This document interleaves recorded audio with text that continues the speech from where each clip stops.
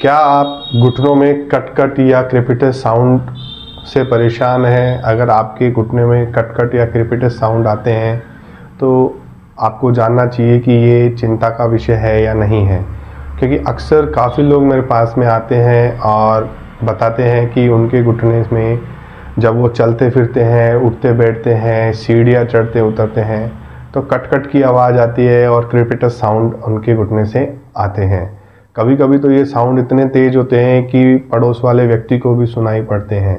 तो मैं doctor Vikram Kumawat, sports physiotherapist, आज इसी टॉपिक पे डिस्कस करेंगे कि ये कट की जो साउंड आ रहे हैं ये कोई नुकसान की चीज़ है या नहीं है, इसको आप कैसे ठीक कर सकते हैं और कैसे कम कर सकते हैं। सबसे पहले स्टार्ट करते हैं कि ये साउंड क्यों आते हैं। तो सबसे पहले जानना ज़रूरी है अपने घुटने के स्ट्रक्चर के बारे में। अपने घुटने में सबसे ऊपर फीमर बोन होती है, नीचे टिबिया बोन होती है, बीच में कार्टिलेज और मेनिस्कस ये सब चीज़ें होती हैं और साइड में साइनोवियल मेम्ब्रेन होती है। साइनोवियल मेम्ब्रेन में साइनोवियल फ्लूइड होता है। ये साइनोवियल फ्लूइड घुटने की मूवमेंट में काफ़ी हेल्पफुल रहता है और फ्री मूवमेंट कराने में हेल्पफुल होता है। तो इस साइनोवियल मेम्ब्रेन में एयर बबल का एक्यूमुलेशन हो जाता है, जिसके कारण जब व्यक्ति घुटने को मोड़ता है या सीधा करता है तो जब ये एयर बबल फटते हैं तो ये क्रैक और कट की साउंड आपको महसूस होती है।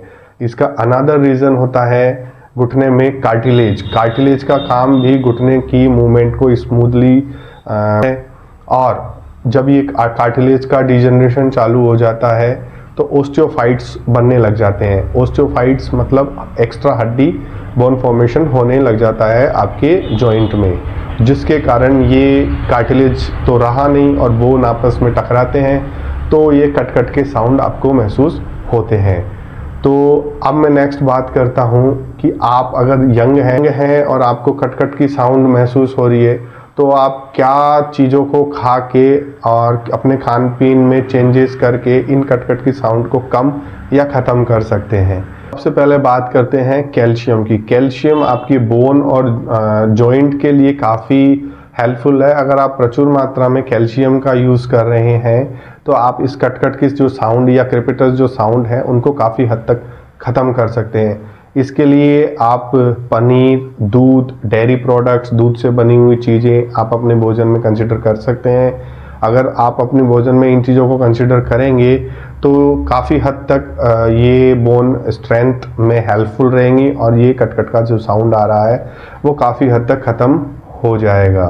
नेक्स्ट मैं बात करता हूँ तो वो है भुना हुआ चना और गुड़। अगर आप भुना हुआ चना और गुड़ अगर आप रेगुलर वे में ले रहे हैं तो ये बोन की हेल्थ के लिए काफ़ी यूज़फुल होता है और इसको रेगुलर बेसिस पे लेने से भी आप जो प्रॉब्लम फेस कर रहे हैं उनको आप ख़त्म कर सकते हैं।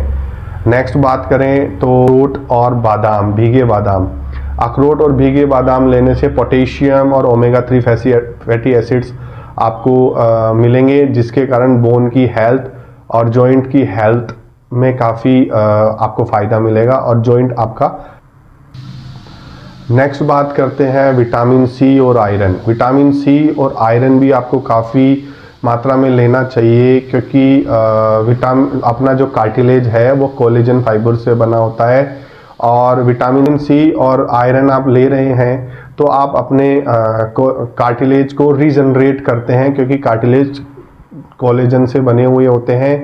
इसके लिए आप पालक, ये सिट्रस फ्रूट मतलब संतरा, नींबू, ये सब चीज़ें अपने भोजन में शामिल कर सकते हैं। नेक्स्ट मैं बात करूं आपके जॉइंट में कट की आवाज़ ख़त्म करने के लिए तो कुछ रेगुलर एक्सरसाइजेस आपको अपने रेगुलर वे में कंसिडर करना चाहिए। जैसे आप स्ट्रेचिंग एक्सरसाइजेज हो गई, क्वाड्रिसेप्स जो कि शरीर मसल होती है उसकी स्ट्रेंथनिंग आप कर सकते हैं। उसका मैंने एक अलग से वीडियो बना रखा है, वो भी आप जाके देख सकते हैं। उसका मैं डिस्क्रिप्शन बॉक्स में डाल दूंगा, आप वहाँ से जाके उस वीडियो को देख सकते हैं और वो वाली एक्सरसाइजेज आप फॉलो कर सकते हैं।